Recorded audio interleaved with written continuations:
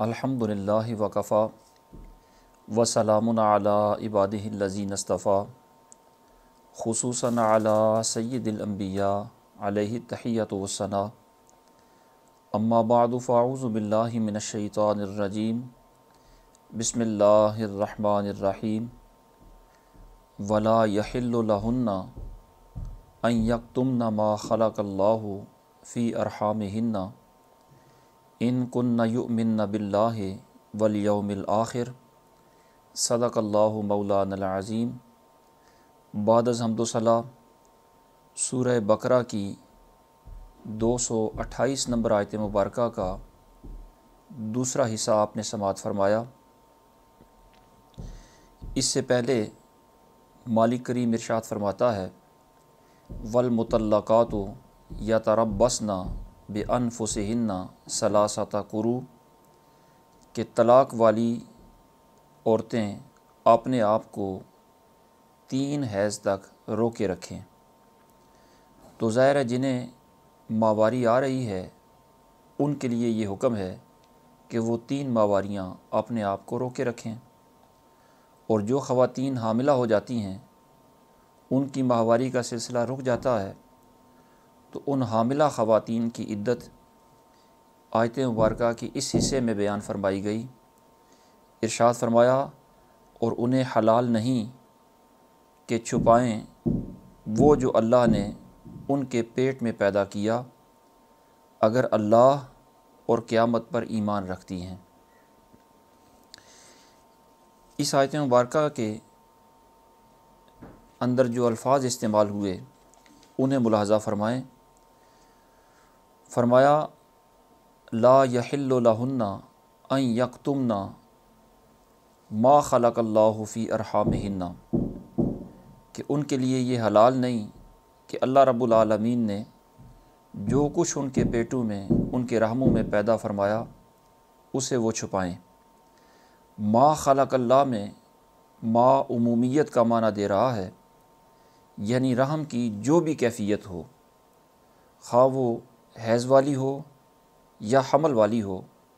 ان کے لیے وہ کیفیت چھپانا جائز نہیں ہے۔ حضرت سیدنا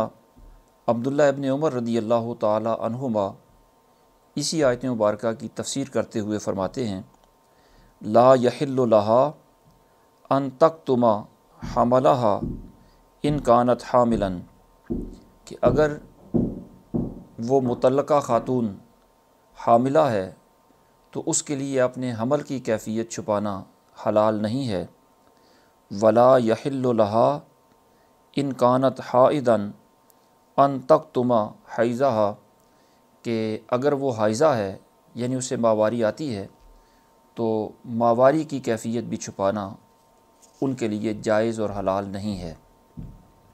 تو جیسی بھی حمل کی کیفیت ہو، پیٹ کی کیفیت ہو، رحم کی کیفیت ہو، وہ واضح کریں۔ ان کننا یؤمنن باللہ والیوم الآخر اگر وہ اللہ پر اور آخرت کے دن پر ایمان رکھتی ہیں۔ یہ جملہ صرف شرطی نہیں بلکہ اس میں تاکید ہے کہ ایمان والیاں ہو کر انہیں یہ کیفیت چھپانی نہیں چاہیے۔ اس آیت کریمہ کے ضمن میں مفسرین نے جن شرعی مسائل کا استخراج فرمایا ان میں سے ایک مسئلہ تو یہ ہے کہ جس خاتون کو بھی طلاق ہو جائے اس پر وہ فرض ہوتا ہے کہ عدت کے دوران وہ اپنے رحم کی کیفیت جو بھی ہو، ماہواری آ رہی ہو یا نہ آ رہی ہو، حمل ہو یا نہ ہو، اپنے رحم کی کیفیت صحیح طور پر بیان کرنا ان پر فرض ہوتا ہے، اور رحم کی حالت چھپانا ان کے لیے حرام ہوتا ہے۔ دوسرا مسئلہ اسی آیت کریمہ کے ضمن میں مفسرین نے یہ بھی بیان فرمایا کہ اگر رحم کی حالت حمل والی ہو تو متعلقہ ہونے کے باوجود رحم کی حفاظت کرنا اور حمل کو محفوظ رکھنا یہ بھی ان پر فرض ہے۔ یعنی وہ یہ نہ سمجھیں کہ ہمارا رشتہ سابقہ خاوند سے چونکہ ٹوٹ چکا ہے اب اس کی نسل ہم اپنے پیٹ میں کیوں پالیں؟ تو اللہ رب العالمین نے ارشاد فرمایا کہ یہ نسل تو بے شک اس کی ہے، لیکن یہ اس کی وجہ سے نہیں پالی جا رہی، بلکہ ما خلق اللہ، یہ اللہ نے تمہیں امانت سونپی ہے، اس لیے اس رحم کی حفاظت کرنا بھی ان پر فرض ہے۔ کہیں ایسا نہ ہو کہ غصے میں، جذبات میں یا طیش میں آ کر جس طرح ان زوجین کا رشتہ ٹوٹا ہے، اسی طرح اسی طیش کے جذبات میں آ کر وہ اس حمل کو ضائع کرنے کے در پہ ہوں، یہ ان کے لیے جائز نہیں ہے۔ اور پھر اس کو تاکید کے ساتھ اس طرح بیان کیا کہ وہ مومنہ ہو کر اللہ کی دی ہوئی امانت کو کیسے ضائع کر سکتی ہیں اور کیسے اسے چھپا سکتی ہیں۔ اور اسی آیت کریمہ کے ضمن میں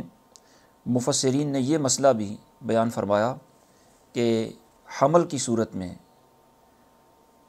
جو عدت ہوتی ہے، وہ عدت خواہ طلاق کی ہو یا خاوند کی وفات کی عدت ہو، دونوں صورتوں کے اندر حاملہ کی جو عدت ہوتی ہے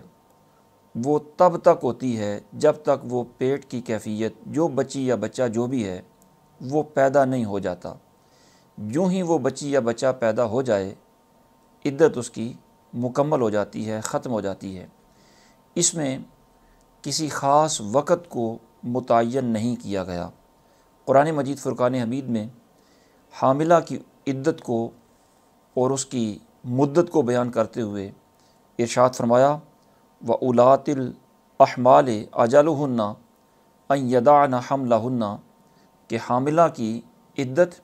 وضع حمل ہے، بچی یا بچے کا پیدا ہو جانا ہے۔ وہ خواہ طلاق کی صورت میں 3 مہینوں سے کم عرصے میں پیدا ہو جائے تو عدت ختم ہو جائے گی، اسی طرح خاوند کی وفات کی صورت میں 4 ماہ 10 دن سے پہلے وہ بچی یا بچہ پیدا ہو جائے تو عدت ختم ہو جائے گی۔ اور اگر بالفرض 4 مہینے 10 دن کے اندر وہ بچی بچہ پیدا نہیں ہوتا، زیادہ ٹائم لگتا ہے، تو جب تک وہ بچی یا بچہ پیدا نہیں ہوتا اس وقت تک حاملہ اپنی عدت میں رہے گی۔ اور اسی آیت کے ضمن میں مفسرین نے یہ مسئلہ بھی بیان فرمایا کہ جب تک وہ حاملہ عدت گزارے گی اس وقت تک اس کا خرچہ اس کے خاوند کے ذمے لازم ہوگا۔ نبی اکرم نور مجسم شفیع معظم صلی اللہ تعالیٰ علیہ وسلم نے ارشاد فرمایا وَإِن كُنَّ أُولَاتِ حَمْلٍ فَأَنفِقُوا عَلَيْهِنَّ، مسئلہ پھر بیان کر سان جی۔ اسی آیت کریمہ کے ضمن میں مفسرین نے یہ مسئلہ بھی بیان فرمایا کہ حاملہ جب تک عدت میں ہوتی ہے اس وقت تک اس کے ضروریات زندگی، اس کا نان و نفقہ، اس کا خرچہ اس کے خاوند کے ذمے لازم ہوتا ہے۔ رب العالمین قرآن مجید میں ارشاد فرماتا ہے سورہ الطلاق کی 6 آیت مبارکہ میں وَإِن كُنَّ أُولَاتِ حَمْلٍ فَأَنفِقُوا عَلَيْهِنَّ، کہ اگر وہ تمہاری متعلقہ خواتین حاملہ ہیں تو کیفیت حمل کے اندر ان پر خرچ کرو۔ اور یہ ان پر خرچ کرنا صرف انہی پر خرچ کرنا نہیں ہے، بلکہ یہ اپنے نسب پر اور اپنے پیدا ہونے والے بچے پر بھی خرچ کرنا ہے۔ دعا ہے اللہ رب العالمین انہی کلمات کو شرف قبولیت عطا فرمائے۔ وما توفیقی الا باللہ العلی العظیم۔